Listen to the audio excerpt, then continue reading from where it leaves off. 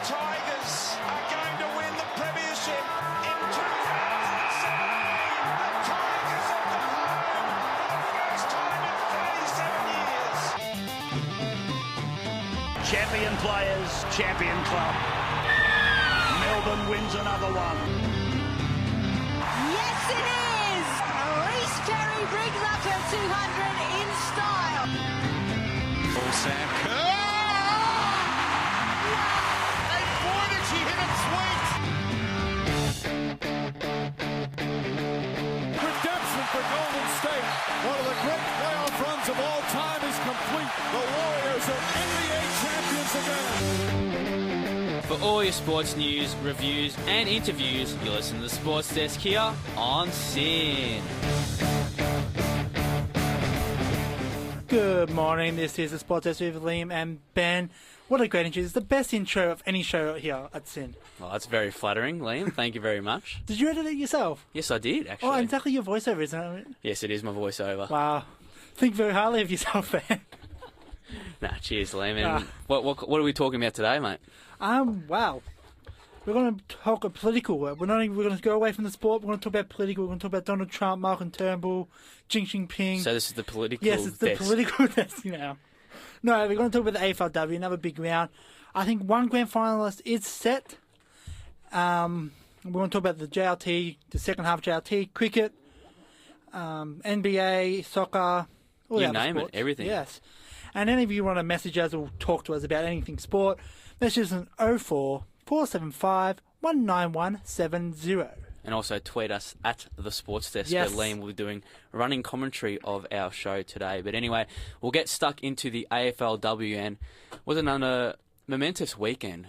Started off with the Melbourne Demons defeating my girls, the Brisbane Lions, 34-28, and they are the top two race, other than the Doggies, which we'll get back to later. It is really heating up, isn't it? Yes. Should they be the Lionesses?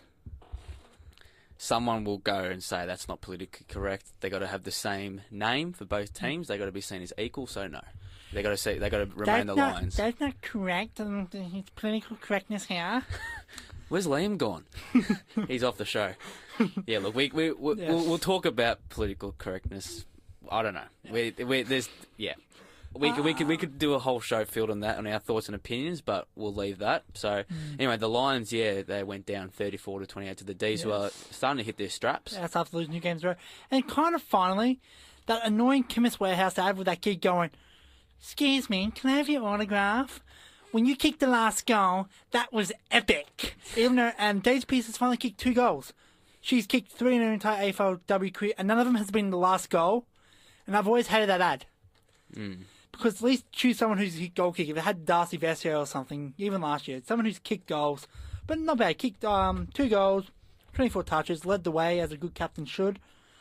Sabrina Frederick-Traub, I think could be the best player in the comp in the coming years. Especially when she moves to West Coast at the start of the 2020 season. Mm-hmm. Big call there by me. You heard it here first. Yeah, kicking the 3 snags. Couldn't get Brisbane over the line, really, losing 4-10-34 to 4-4-28. Bit of a comeback at the end. Yes, which means their game in Collingwood next week is a must-win, as well as, well, Melbourne should beat Carlton, but that Melbourne game against Carlton. Never know. Let's head off to the next one, and kind of an upset with GWS absolutely demolishing Fremantle 6-3-39 to 3-3-21. Courtney Gum, I think, is having now standing season, very underrated, flew under the radar. As well as Alicia Eva for the Giants. Where the best for Fremantle, you'd probably say Dana Hooker and Ebony Antonio. Dana Hooker's always in the best. Yes. As well as, I think, as much as you said 2 teams, if the Giants can get over the Doggies next week, or Adelaide can get over Fremantle, they're both in the hunt. But I think GWS, they've got to look at themselves. The fact that they just lost to Melbourne in round 1, they played a Blizzmore against Carlton in round 2, but the win against Collingwood, and they should have defeated Adelaide. I think Giants should be kicking themselves if they actually didn't make the grand final. Out of any team who should be in the hunt but aren't, GWS is probably the best team. Head over to Saturday night, and Carlton again. They're in danger of finishing last after starting the season so promising. losing 8-7, 55 to 2-8, 20. Ruth Wallace from the Adelaide Crows, phenomenal kicking, 3 goals, 1. Big news out that game, though. Erin Phillips injured her quad again. Not good. They did say she was just resting her, but, we know what that means. So she might, hopefully she plays, but she might be out for the rest of the season. And she's 32, so maybe could even be her last season. Oh, she'll be back. She'll be back. Well, there you go. Heard it here first. She'll be back. No doubt about that. As well as Chelsea Randall's absolutely fantastic. With Erin Phillips pretty much missing most of the season, she has stood up. Probably the most underrated captain, because everyone knows Erin Phillips as the main player. Yeah. But for one, Chelsea Randall's actually a premiership captain. She was match day captain where Erin Phillips wasn't. Carlton struggled all over the park. They really just... They can't score. And again, only Vesio and Taylor Harris both kicked a goal each. But with those two players, we really thought their firing power would be much stronger than what it was. And we'll go to the final game of the round. And what looked like a easy win for the Doggies turned out to be a nice, close match at the end. It was. Yes, Collingwood coming back in the last quarter to lose 6-5-41 to 7-7-49 down in Moe. Moe. Yes. That Collingwood comeback at the end. It was good. It was probably the biggest reason for that was probably they moved Chloe Molloy into the forward line where she is supposed to play. She was the leading goal kicker in the VFL last season. She'd been playing down back for Collingwood the whole AFLW season. They move her forward. She immediately kicks a goal, I think, within like 2 minutes or whatever. And then she could have kicked another a minute later. She was about 10 minutes out. She tried to snap. She missed it. But nevertheless, do you think they should still play her forward for the rest of the season after seeing now that she is capable of producing goals on the AFLW stage as she was at the VFLW stage? It's always tough when someone plays well in juniors or younger, but I think Chloe Moy should play forward, especially now because I think she's the same size as Lachlan, who has blown away in the goal kicking, which we'll get to in a second. But I play her forward. Unfortunately for Collingwood, their Mo Hope plan hasn't worked, and I think they've stopped playing her in the midfield as well, which stopped after one game. But yeah, in the end, really, it was the ball getters for for Bulldogs. Blackburn and Carney, again, wrapped up the possessions. Ali Blackburn kicked a nice goal. She features highly in my votes, which I'll get to on Wednesday. But Doggies have now jumped to first. First, but all they need now is a win against GWS next week to make the grand final. Something took the men's team 52 years to do, heading into 2016. 4 wins, 1 loss, and nice healthy percentage of 176. And that's why I say I think no matter what, unless they get absolutely thumped, grand final should be in their things. Brisbane second, Melbourne third, so all your girls need to do is just win. Yep. The same percentage between Brisbane and Melbourne. Only, what is it, like 19? Yes. 19.2%. And what I was saying about GWS before, they've got the same percentage as Melbourne. Yeah, bang Turn on. any of those losses or the draw into a win, and they'll be almost could be near where Brisbane is. Yep. Adelaide as well in the hunt, but I'll count them out with their low percentage. Fremantle's done and dusted. Carlton has absolutely fallen off the map, and Collingwood are looking for their wooden spoon this year. Before we go to a song, let's quickly get to the goal kicking. And like I said, Brooke Lachlan has blown away, kicking 2 goals on the weekend now with 11 goals, followed by Jess Woodchester and Phoebe McWilliams on 7. Tegan Cunningham on 6 with Ruth Wallace. And the Doggies again, Katie Brennan 2 good. So out of the top 6 with the goal kicking, you got 3 Doggies. Shows how dominant they are, and I think the leading possession getters are also Bulldog players. So do you think at this stage they will win the flag? I think if Brisbane make it, it's the thing where you lose the grand final the year before, you win it the next year. Yeah. I think if the Brisbane make the grand final, they'll win. So, what's your grand final matchup at this stage? At this stage? Every time I pick one, it changes. So I'm going to go... I don't want the original 2 teams to be in the grand final yet. I don't think it's going to be. I don't think Adelaide will. Oh no, I'm talking about Melbourne. Oh, Bulldogs, yeah, like the Melbourne original Bulldogs. two teams, Oh, yeah. okay. Yeah, no. Ooh. So the same reason why I didn't want Adelaide to win the grand final last year, because I didn't want the double to happen yet. Yeah. Like the two things I think you got to work for. You got to work for the OG teams. Like maybe 10 years down the track, have the two original teams play off and the high package.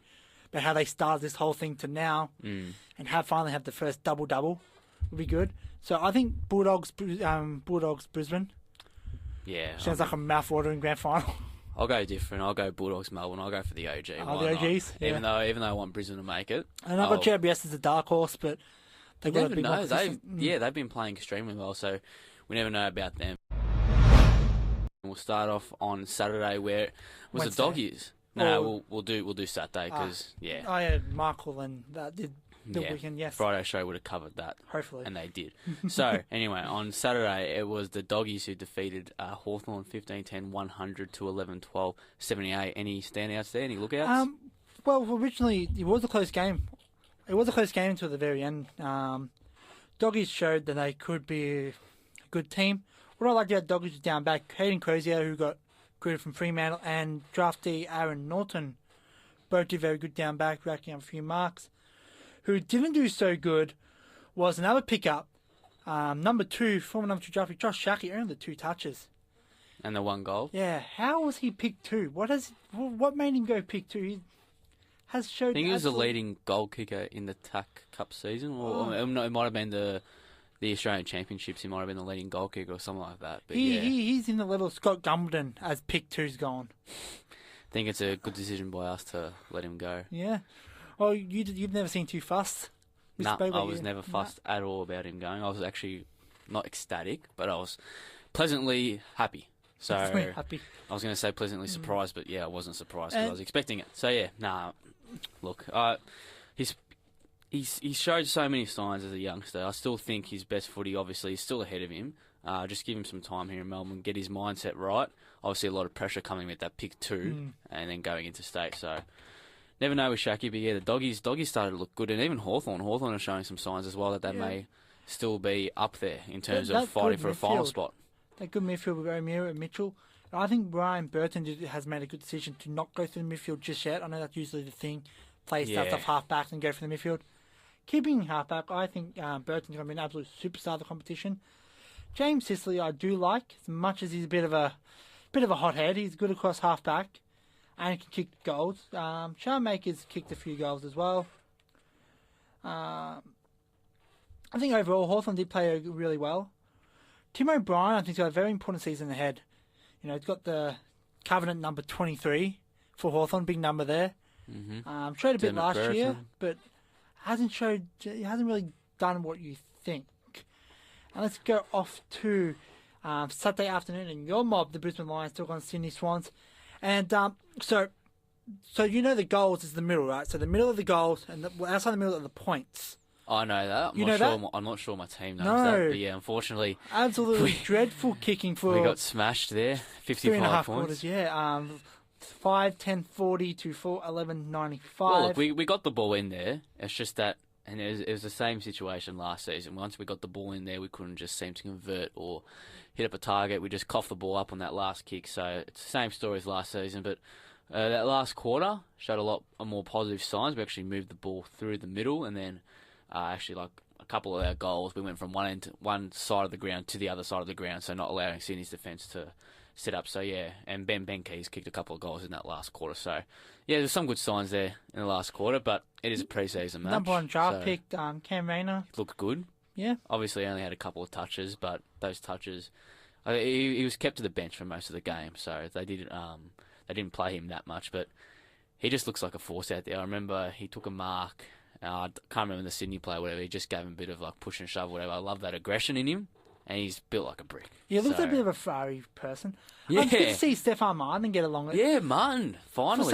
Starting to look back in form. Someone who's going to leave Brisbane every year. Every year, Martin's thinking about going home. Going back to Melbourne. He's going to retire at Brisbane, though. Of course. Squizzy Taylor's done okay. Tom Bell. He also looks like a brick house. Now that's a story, because he was phenomenal. I think it was in 2015 for the Blues, and then obviously 2016-17 he was hampered by injuries, and a lot of the talk has been about around Brisbane has been about Alan Christensen coming back from obviously his shoulder, or no, his collarbone. He did his collarbone, broke his collarbone. So, but Tom Bell on the other hand, he's sort of flown under the radar, and he looked extremely good. And some of his best footy in 2015, he was definitely in the top tier of players for that season. So, if he's able to produce that kind of footy, and which it looked like he was going to, he did on the weekend, and he made this season, he could be something that proves to be an extremely good pickup by us. And obviously he's a Queensland boy, so he won't leave. So yeah, it's Tom Bell. I'm very excited about him. And then obviously Matheson as well. I'm about to say beast mode, yes. Yeah, the love beast mode himself. Over for Sydney, because there is the team that actually won on the weekend. Yeah. A lot of hype to the team that didn't win. Screw Sydney. Well, you did beat him in the AFLX, so you do have that over him. Yeah, I know. Why don't they beat us in something that counts? Yes, exactly. Something that matters. Yep. Jakey Lloyd. I think Jakey Lloyd's going to have a breakout season. I always say this. I did say this. Josh Kennedy was the captain. You didn't think of until he was announced captain. You're like, yes, that's a perfect choice. When Sydney announced Josh Kennedy captain, I'm like, that is an absolute perfect choice. And Buddy Franklin kicking 4 goals. It's going to be a scary sight for the competition. Tom Papley also looked extremely good up forward. He's just so strong. He is. Some of the tackles that we tried to lay on him, he just stood in them. It was just ridiculous. So, yeah, he kicked 3 goals, so he was looking good as well. And also Rose with 3. And I think Sam Reid as well. Sam Reid, yeah, exactly. He's someone he's had so much potential, and he's just been hampered by injuries. So, he looked good, kicking 2. So before we get to the final match, Freo and West Coast played in the scratch match, so it's like even more unofficial than the JLT.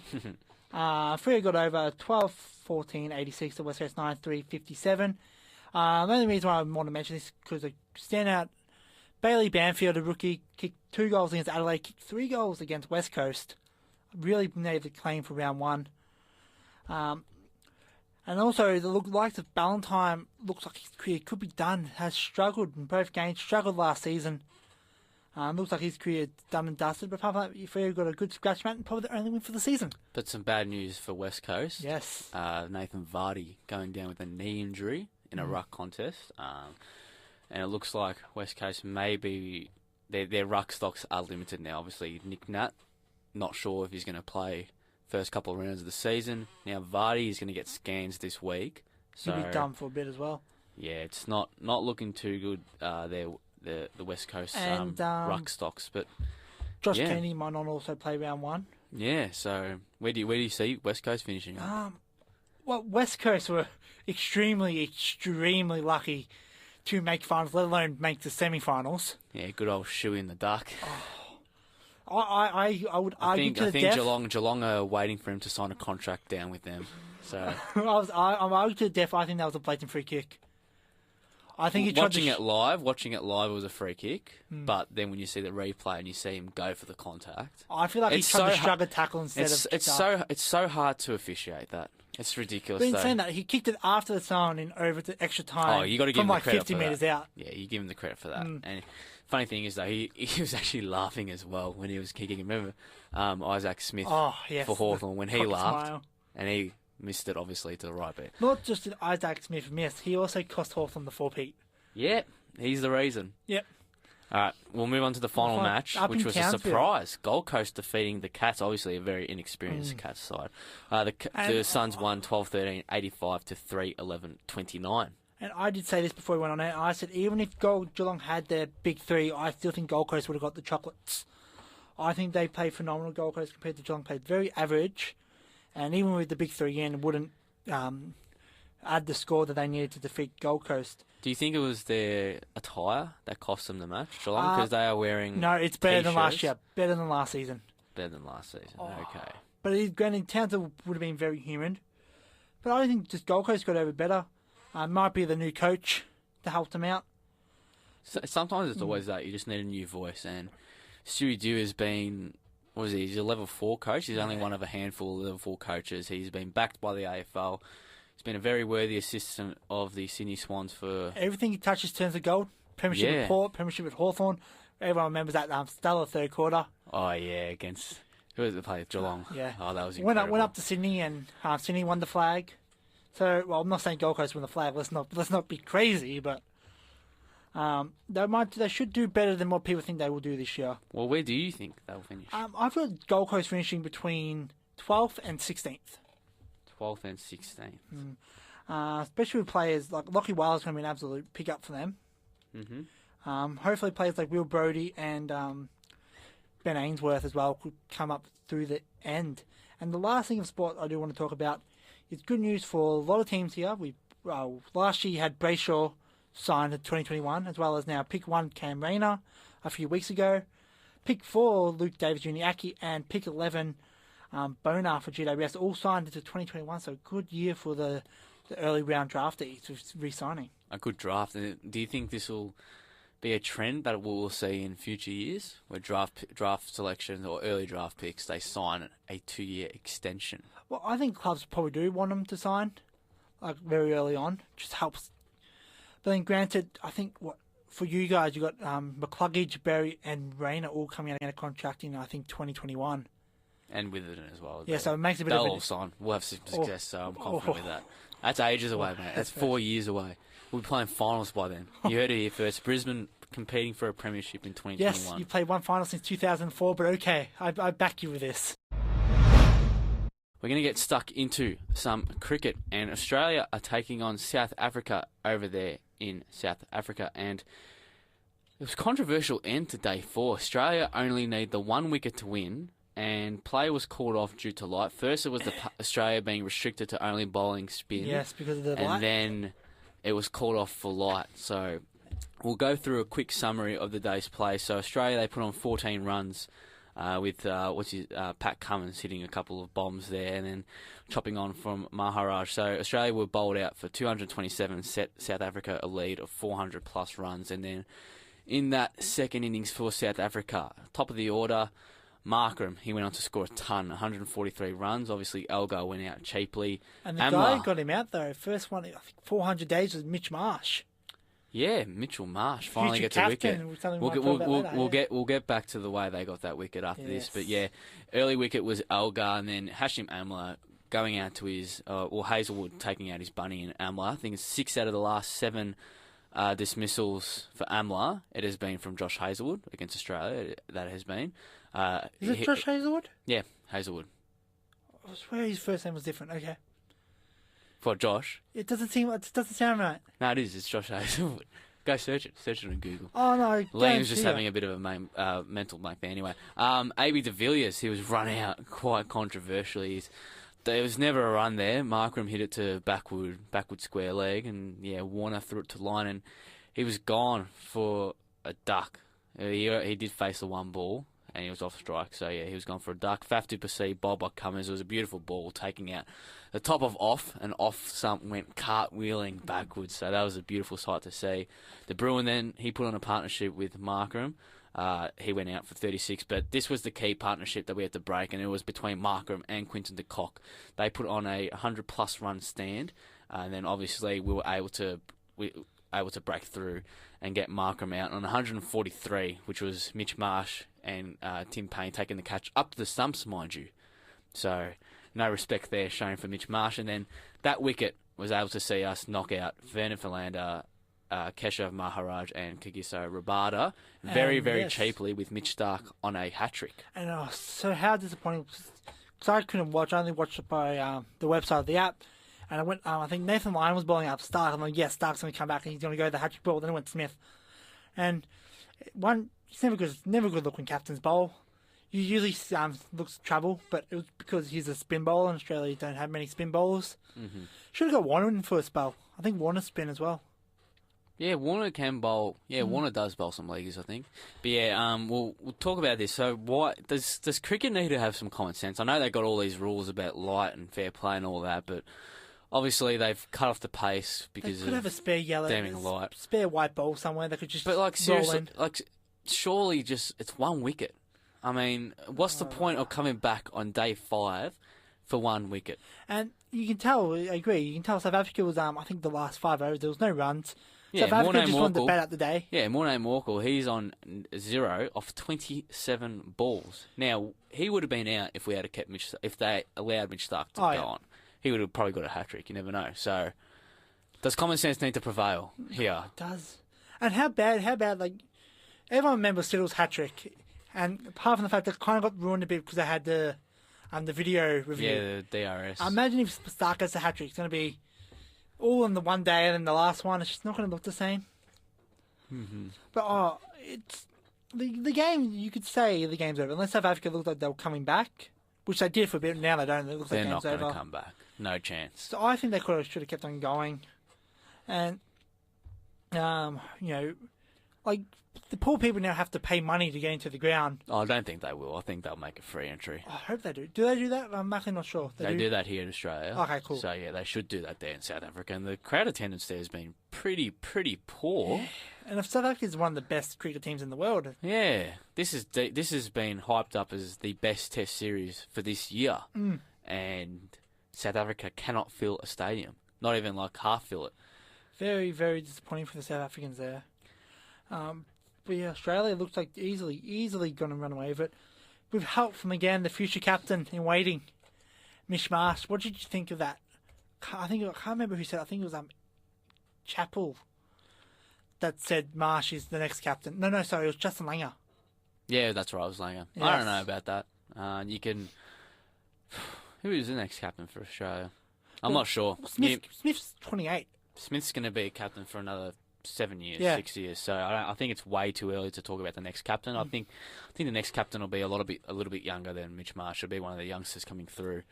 But anyway, just quickly back to the match. Anyway, in that first innings, the second innings for Australia, it was good to see Cam Bancroft finally score some runs. He was able to score 53 Yes, under a lot of pressure off he his was. 83 balls. So does that knock save him for the whole series, or will he need to produce another knock like this in the second test? Obviously, he was never going to be dropped for the second test. I think he's safe for the series. Think he's safe for the series now? Because it's a best of 3, isn't it? 4. Best of 4. That's odd. I don't like test series with being even. They're usually an odd. Yeah. But he has to continue knock like this to play the next series, which is I think it's mid-year or I think July. I think we play our next Not test. Not too sure. But yeah, I think a good knock like that, he has to make a century though. Mm-hmm. Like as an opener, but then saying that, David Warner struggled as well. As much as he's struggled the last few years, David Warner. Well, he did have he only scored, I think it was a century, was it first or second test against England? It was very early on. And then he had he wasn't able to find many runs for the remainder of the series, and obviously the one-day series and the T20 terrible. series, he was just shocking. So, yeah, Warner, he was out for 28 in the second innings. That first innings, though, he did make 51. But the way he went out in that second innings, I wasn't sure. I'm not sure if you were able to watch it, but it was ridiculous. So Rabada, he's bowled a rank. It was short. It was short. Wasn't like really short, but he's pulled it from about waist height, and it's just been caught at mid-on. So he's gone for the pull, obviously mishit it, and just gone straight into the hands of mid-on. The fielder was a sub, so I'm not sure who it was who caught it, but it's just a ridiculous way to go out, especially when he and Bancroft had put a very good 56-run opening stand.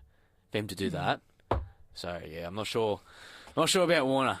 One thing I've always noticed about Test cricket, and I still don't know why. This is a conversation for another day, though. Aston Agar, I think he's probably the best Test player who's not playing Test cricket at the moment. Who does he replace though? Well, that is a good question. This side is pretty much rock solid. Especially that bowling order with Lyon, Stark, Cummins, and I don't Hazelwood. think you can change this unless there's a series where it's like in India on the subcontinent where it's a spinning wicket. Maybe you replace someone like a Cummins or it'd be a Marsh. You'd probably replace like a Mitch Marsh with Agar. Oh, Mitch Marsh Marsh hasn't is put a batting foot well. wrong at I all know. since he's come back. And we're going to jump straight into the NBA at the moment. The Hawks are playing the Suns. The Hawks are up 110 to 107 with 2 minutes to go in the last quarter or half or term. Whatever. It's a weird country in America. You know what they do and with their sports and I hate? What? You know how we have our home team on the left? Yeah. They have it the opposite. Yeah, because they do say, for example, like Phoenix at Atlanta. Yeah. So they'll say whoever the team is, they're playing at there. I don't know. But you look left It's to right. interesting. It's odd. Yeah. It's so odd. It's so odd anyway, yeah. So Suns there trailing. There, we'll have a look at the standings so far at this stage of the season. We'll start off with the East, and the Raptors. They are sitting 3 games clear atop the table from the Celtics. The Cavs have lost 2. They've only won 2 out of their last 6 matches. So I predicted them to fall. I thought it was kind of like the new coach team. That's why they start playing well, and they could easily drop as low as 8. The 8 in the East looks set with the Pistons, I think, on 9th with 29 wins, where the Heat on 33. yeah, Pistons are 4 games behind, and It looks set, and worst case scenario, the Cavs could drop as low as 8th. And if you don't believe LeBron James is gone by now, he would if they finish 8th. If they don't win the championship, he's probably going to go. I'm not sure, but still, they've shown some good signs with this new team. Obviously, they've lost 4 out of their last 6 matches, obviously, but that's going to come with the new team. Obviously, they did start really well, but these losses are going to happen when you bring in all this new talent and all these new faces, fresh faces into a team. So, still give them time. I still see him finishing the 3 seed at least. But yeah, because once they hit their straps, it's going to be very, very, very hard to stop them. So I think just hold your horses on the Cavs, just give them a couple more, and watch them finish the season strong. Because I think they still will finish. They will take out the Eastern Conference. You think you're going to make the finals? Yeah. I will be very disappointed if that happens, because I like to see new things in their sports. Lately it's been very, very predetermined with a super team and LeBron. Saying that, 76ers, who won't win the championship this year, are going along quite nicely. Probably now Australia's second favourite team. Or third. You've got people going for LeBron, go for Curry, or go for the 76ers. I'm on that. I'm on the 76ers. So yeah, we're doing really well. We're sitting in the 6th seed at the moment, 34 wins and 27 losses, and we are on a 2-game winning streak. So we're starting to hit our straps. Ben Simmons still putting his case forward to win the Rookie of the Year. He's had a phenomenal season. Can't wait to see him play for the Boomers. Yeah, it's going to be very exciting watching him at the Olympics. Hopefully we finally win a medal. Yes. We should win After a medal. got absolutely robbed against Spain. That was ridiculous. Oh, I remember that. Oh well, you never know. We should have made the final. Yes. We should have made the final. We shouldn't have been playing for that bronze medal. Anyway, nevertheless, we'll talk about the Boomers. The when Pacers Olympics as come well. on.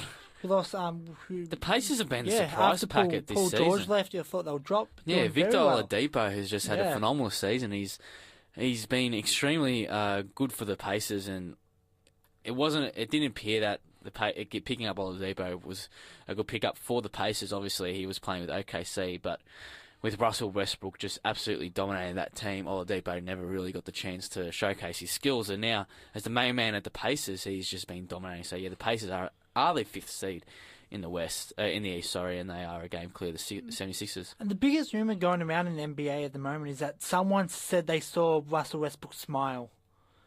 I'm not sure that's true, because he doesn't look like some guy who smiles very often, but someone said they saw him smile. The grumpy old man he is. Never know with Westbrook. And speaking of Westbrook and the West, we'll move over to the Western Conference, and the Houston Rockets are on a 15-game winning streak. That's right, a 15-game winning streak. They are looking very hard on debate at the moment. Right, my daily pun is there, everyone. There we go. So the Rockets, they lead the West. They're a game clear of the Golden State Warriors, who themselves are also on a 5-game winning streak, who lead it from Portland, who are in third, who are on a 6-game winning streak. So a lot of streaks there happening. And the Spurs on the Pelicans are on a 7-game winning streak. Pelicans on a 7-game winning streak. They're 5th, but the Timberwolves in 4th. So the West is a little bit closer than the Eastern Conference in terms of those final couple positions. Top 2 teams. Yeah, obviously the top 2 are set. There's no chance Portland, Minnesota, or New York, any of the teams are going to catch them, because you look from Portland down to, let's go to Utah, there is only a 4-game difference. So Utah are the 10th seed. And that's because of their 15-game winning streak. Let's see, we got the Spurs. Interesting fact, they have to win the next 14 of the last 16 games to win 50 games. And if they don't do that, they've lost the first time in 18 seasons. they haven't won 50 games for a season. That is an incredible fact for a team that's been so consistent. And that'll probably happen. They probably Yeah. won't win the 50 games. So that's quite remarkable. Anyway, the remaining games for today, we've got Charlotte at Toronto, Indiana at Washington, New Orleans at Dallas, Philly at Milwaukee, which should be a good game, Brooklyn at LA against the Clippers, and then the Knicks at Sacramento. We'll stick to our shores now. The Australian NBL finals are currently taking place. There's 2 3-game series going on in the semi-finals, but the first match was on Saturday. So it was on Saturday around 5 o'clock here in Melbourne, and United, one of the most interesting names in Australian sport, defeated Annoying. defeated the New Zealand Breakers 88-77. Yes, a good win as well. Because I know last time, I think they went out in straight sets I think 2 years ago when they finished first. Last year, I think it was. No, they finished first last year. Yeah, no, but they went out in straight sets. United. Yeah, let's see. I think it's And 2016. it was. It was last year or the year before. They went out to the Breakers. So yeah. So it's good to see United get the win there. They take on the Breakers tonight, in fact, over there in New Zealand in the second game to take out that semi-final series and book in a home final or grand final advantage. Would be good. Would be good here. Are they doing best? I think they're doing best of 5 again as well in the final. Which are they? Yeah, I know they did last year and it was pointless because the Wildcats did a clean sweep. But it was a big win, a massive win as well to get over. As much as I hate the name United, like when they're not a soccer club, Melbourne Tigers, it was always the Melbourne Tigers. It was a stupid choice to change the name. But yeah, got over the Breakers. And Adelaide as well. Not only got over Perth, absolutely smashed Perth, 109-74. 35 points. That's ridiculous. So they play in Perth, which I think Perth will win in Perth. But they got over them. Yeah, they play them on Friday. Yes. That third match between United and Breakers, if it is required, will be on Saturday, and then the same thing for the 36 and the Wildcats. If that third game is required, they'll be playing on Sunday. Let's look at some interesting. Well, not interesting facts. I think I've said this like 50 times. So you got 2010, the Wildcats won. 2011, 2013, all the Breakers. 2014, the Wildcats. 15, the Breakers.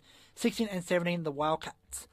The last team that was not the Wildcats or the Breakers that win a championship was the South Dragons. Yes, I didn't even need to look at that. Who I aren't remember even a team anymore. Oh, I used to go for them. Really? Oh, South Dragons, yeah.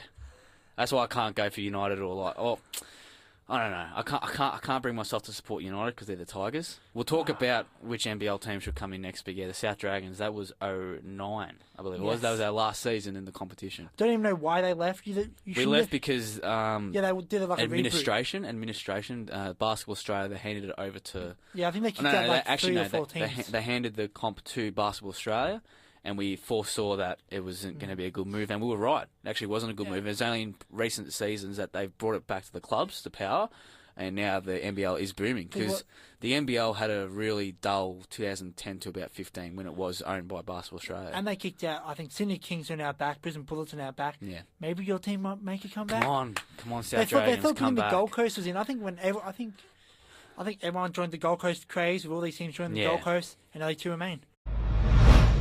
We'll stick to our Australian accents. Yeah, mate. So, bloody hell on the A-League, yeah. Got absolute Melbourne victory. Absolutely smashed the bloody Melbourne City. 2-1. It was Troisi had the chance to make it 3-1 very late. It was time on. He had an open goal, and he's curled the ball on his left foot, started it in the middle of the goals, and quite rightfully so, went away and he missed it. So that was quite and you also a had funny moment. The first goal of the game that was overturned because of the VAR. VAR, there you go, referee. Virtual assistant. Referee, what do you make of that? I like it. I like it in all sports. I know, sometimes I think we just got to use the technology. You have to, but I think there still can be some adjustments. Obviously, it does take a bit of time, so it would be good to see it become quicker. A good example about that technology used in the bad way was the 2016 Grand Final with Johannessen's goal. Oh, yeah. Every angle looked like a goal, and they called it a point. Yeah. And what if the Doggies went on to lose that Grand Final? Oh. And there was another one. Was it like 2010 or 2009? There was a Saints player. I can't remember who it was, but he hit the post. Oh, he's Tom Hawkins in the 2009 Grand Final. There you go. It was Geelong. Yeah. And, so he hit the post, but it was called a goal. Yeah, and Geelong went on to win the side when they were 6 points in front. Yeah, and then obviously Rook kicked the goal on the ground to make it 12, but that could have been and the 2011, game changer. Dame Beams kicked a goal as well, which hit the points, which hit the Yeah. post as well. So A lot of. sometimes it's good, other times it's bad. Yeah. But anyway, back we'll to go the soccer. down to Saturday before we get to the big game of the round. Brisbane Roar defeated Adelaide United. The top 6 pretty much set in stone, really. So, and the last one, the big one of the round, Newcastle Jets got over Sydney FC for their second loss of the season, third loss in 2 years. 2-1. Bobo now holds the record for the most goals in the season with 24. So good on him. But yeah, big win. The potential grand final, you'll say it's safe to say the grand final matchup with both teams flying.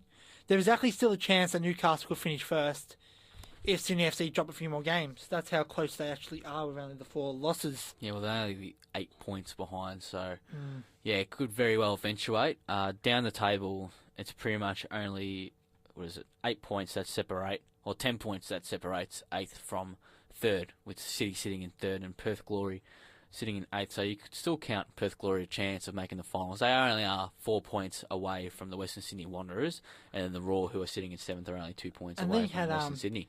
Central Coast Mariners, Marlon Phoenix, who played on a Friday night game last week. Oh, they're both been the worst teams the last 2 years, to be honest. I'll leave the show with a question to you, Liam. Is the A-League season too long? I'd say so. Like, once the footy starts, Because it feels like the People don't interest care. has just really, really just wavered. I know It's just, there'll be a lot of soccer fans out there be like, no, we love our soccer. And once the Melbourne Derby on, you care a bit, you pique your interest. But it's towards the end of the season. The footy season starts, you're more focused on that. You know, the NRL starts this week, I should mention as well. But me and Caleb will talk a bit about the NRL on Wednesday with a big news story about I think Matthew Lodge. Lobby. Yes, Lodge, who got into a lot of trouble in America and should not be playing. We'll get talk about that on Wednesday. But that's all the time we have for on the Sport Desk on a beautiful Monday morning. Yes, it is. Do tune in to Liam and Caleb on Wednesday. They'll be from 9 to 10 a.m, of course. So do like us on Facebook at The Sports Desk, obviously on Twitter at The Sports Desk also. And yeah, on Omni, on any sports podcasting app, you'll be able to access today's shows and all of our other previous shows. So anyway, that wraps up this Monday edition of The Sports Desk. We're going to stick with Ed Sheeran, and we're going to leave you with one of his first-time classics, The A-Team. You've listened to The Sports Desk here on SYN 90.7.